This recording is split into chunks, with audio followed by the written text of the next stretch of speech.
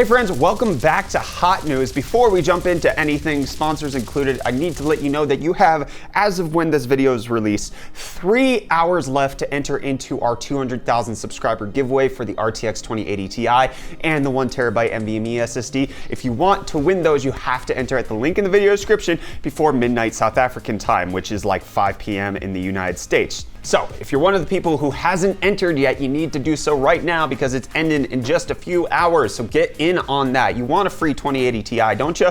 What about 1TB NVMe SSD? I know you do, so just enter in the giveaway.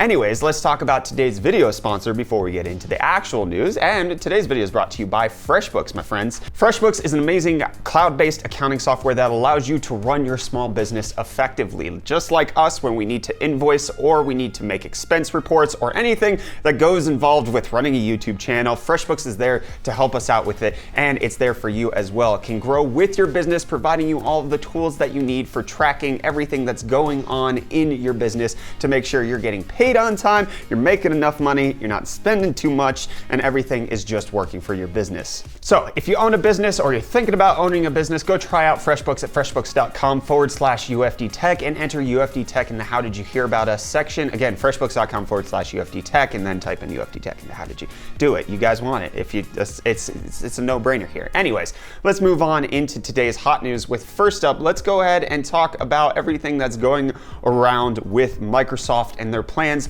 for future Xboxes. Now, this isn't necessarily about the hardware. We've already done a hot news episode about the hardware that Microsoft is planning on releasing under the code name, frick is the code name? Scarlet, right? Yeah, it's all under Scarlet, and then there's like Lockhart, there's Anaconda, there's a whole bunch of different specs that we're expecting to come out of the next generation of Xboxes. However, it doesn't seem like that's all of Microsoft's plan. It does appear, at least through indications that we talked about in the previous hot news, that Microsoft is bringing their Game Pass service to a whole bunch of different places, including the Nintendo Switch.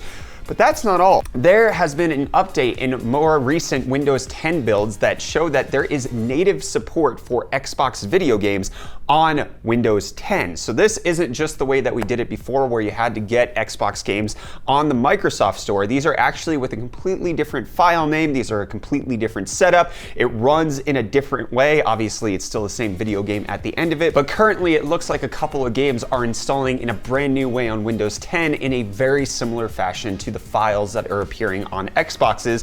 Most notably would be State of Decay. Obviously, that's an older game, but the point is, Microsoft has strange plans going on for Xbox. It could be that the hardware that we're expecting to come out from Microsoft for Xboxes might not be consoles at all. They might actually be fully fledged gaming PCs that are just smaller, they produce less heat, but they run actual Windows. Or it could be the other way around and they're planning on porting all Xbox games all over to the PC. Either way, it's a pretty exciting environment that we're gonna have coming up, especially since Phil Spencer, the head of Xbox, had this to say about E3. Delivering a great gaming experience for PC players is critically important to the future of Xbox and gaming at Microsoft. We have a responsibility to invest in new ways we can benefit the PC player to help ensure they stay at the center of the experience. While we are proud of our PC gaming heritage, we've made some mistakes along our journey. But we know we have to move forward, informed by our past, with the unique wants, needs, and challenges of the PC player at the center of the decisions we make. I know we've talked quite a bit over time about what we want to deliver for the player on PC, but at E3 this year and throughout 2019, you'll begin to see where we've been investing to deliver across store, services, in Windows, and in great games. It's just the beginning. Honestly, when I read all of this, what I hear is that they're converting the Xbox. They brought keyboard and mouse support to it with Razer. They are changing how they're delivering games. They're trying to bring Game Pass to a whole bunch of different sections. The only way that they can compete with platform delivery services like Steam on Windows is by providing a better overall experience. If Xboxes become Windows-based gaming PCs, with just a little odds and ends tweaked here and there, this could be a whole new generation of consoles. I know it's been talked about in the past that like Microsoft was planning on merging these two at some point. The Xbox is not supposed to exist as a console. It's the same thing they tried to pull with the Xbox, not 720.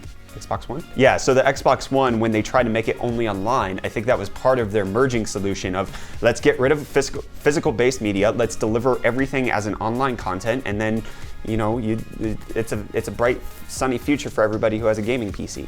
The line between the two is getting smaller and smaller. It is. It definitely is. And it seems like they're trying to merge it even more. So we'll wait until E3. Having an architecture that's built by AMD on both sides that runs x86 instruction sets, there's no reason that they couldn't do this. It's just that they haven't done it yet. So a pretty exciting future indeed. Whether it's some other stupid announcement we'll get or it's the one that I'm speculating, I'm going to be waiting out for this. But you know who's not waiting for Anthem? Everybody. Because everybody was massively disappointed by the beta. I haven't heard many good points about the actual game at this point, and it appears that it is selling worse than Mass Effect Andromeda, which, to be fair, I think I heard more negative criticism of Mass Effect Andromeda than I have of Anthem, but everything I've heard of Anthem is like, we already have all of this elsewhere. Why would we play this game that's riddled with bugs when we could actually just play Destiny or Warframe? Yeah, I'm not surprised by this. We played the beta during our 24-hour charity stream, and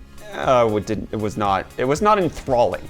It looks visually stunning, but as far as I know, it's a loading simulator with a few bits of flights in between. But you know what's in between Energizer's phone?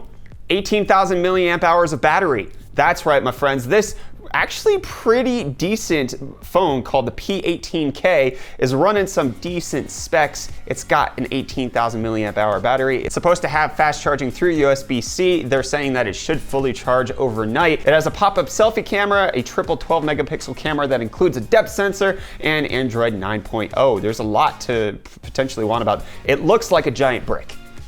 Battery, but I want that. Phone attached. Yeah, it's a battery with a decent phone attached. It's actually not a bad phone. I would honestly own this. Because I don't wear pants that don't have full-size pockets. Like, I have plenty of room to throw a brick into my pockets. So I'm okay with this. Speaking of phone stuff, if you like Stardew Valley, it's coming to Android on March 14th. Enjoy. Then we also have a Chrome extension that is kind of neat. If you connect it to your address and all of that, if you give them a ton of personal details, they'll send you a card in the mail that verifies that you're actually a constituent of certain Congress people. And then whenever you post something on social media, it'll actually send that information to the congressman if you select it. So if you're ranting about something political and you want your congressman to be informed of it, you can then just do it through this Chrome extension. I don't know what big controversy, the FTC crap with, what's his face? FCC crap with a Jeep Pie. If you want to complain about that, bam, get this extension. The reason that they send you physical media in the mail to verify your identity is so that they can prevent spam. People who aren't part of the constituency can't then talk to these people who are supposed to be representing them but not. I think it makes sense. It's just the whole, like, in this day and age, you're giving over a lot of information to these people to make something easier, which I'm not sure I'm on board with, but you can be. It's kind of cool. There really is a Chrome extension for everything. There is. You know what else there is?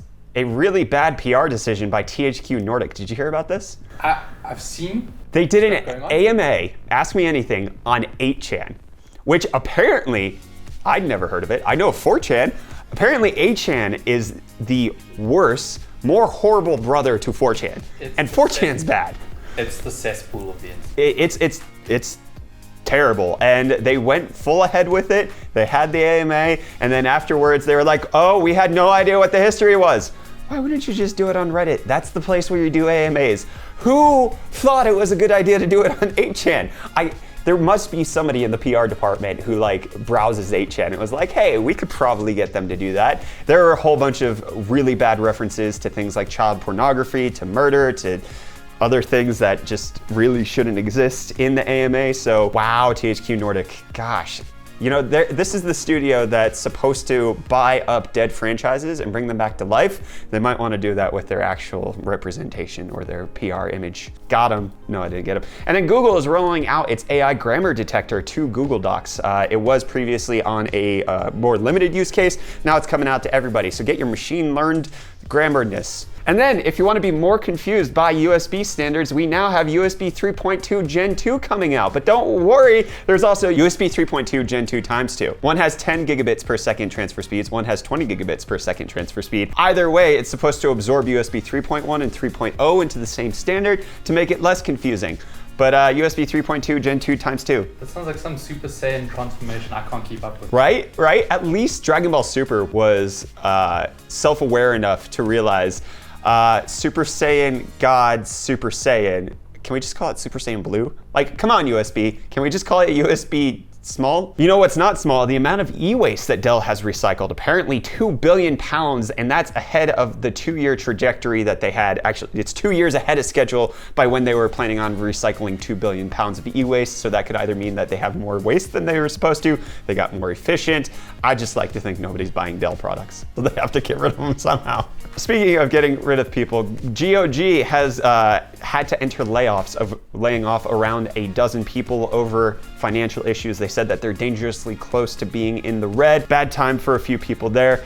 GOG, obviously the good old game platform that does DRM free stuff. So if you guys want to support them, buy your stuff there, then it doesn't have Denuvo and all of that crap. And you can play it anywhere. You don't need to sign into GOG to play your games. You can just launch them. The good part about GOG is that you just have the game. It's yours. You don't have to connect to online service or anything like that. And then Fractal Design released their new RGB fans, a series of Prisma, or Prisma series is what they're calling it. They have both single RGB colors and then addressable RGB colors yeah. And when I say single RGB colors, I realize that RGB is more than one color. I'm just saying it can only be one color at a time. Cyberpunk 2077 apparently isn't going to be exclusive to any PC store, while Metro Exodus was like, we're not on Steam anymore, we're just gonna be Epic Games exclusive. CD Projekt Red is saying, no, you can get it on GOG, you can get it on Steam. I'm not sure if it's gonna be on the Epic Games Store, but I would imagine that it would be. So all of the stores buy all of the Cyberpunks because CD Projekt Red appears to be the best developer. And then if you want to see Intel's brand new Foveros chip, they just released a new video previewing the hybrid architecture. In case you're at all interested, you want a 3D visual representation of how it works, we'll leave a link in the video description for you to check that out. And then finally, Samsung has begun production of the eUFS 3.0 storage, which is what's going to be unveiled, or is what is in the new Galaxy S. No, it's not in the S10. Is it? No, I don't think it's in the S10. I think they're putting it into the Galaxy Fold. That's the first one that's supposed to have it it has double the read and write speeds of UFS 2.1, is it on? Anyways, the previous generation that it's on, it's supposed to have really fast throughputs of 2100 megabytes per second, and then a whole bunch of storage. So this is really cool. It's getting close to SATA speeds, which is pretty fantastic. Anyways, that's the last bit of hot news that we have today. Let me know what you think of anything and everything we talked about down below, whether it's the Xbox stuff, whether it's the Kingdom Hearts news that I didn't leave in like I wanted to. Dang it. Anyways, we'll talk about that in the next one. Don't forget that this video is brought to you by FreshBooks. Go to freshbooks.com/UFDTech and enter UFDTech in the How Did You Hear About Us section to get started with the best cloud-based accounting software that you could probably use anywhere ever. And don't forget that you only have a couple hours left to enter into our 200,000 subscriber giveaway at the link in the video description. If you're watching this past 5 p.m. Eastern time, you've lost your chance, my friends. You gotta get here when it drops. Notification gang, can you sound off in the comments? I don't know why I did that. I regret saying that. I'm Brett with the UFD Tech channel. Thank you so much for watching. I'll see your smiling faces again in the next video. Love you too.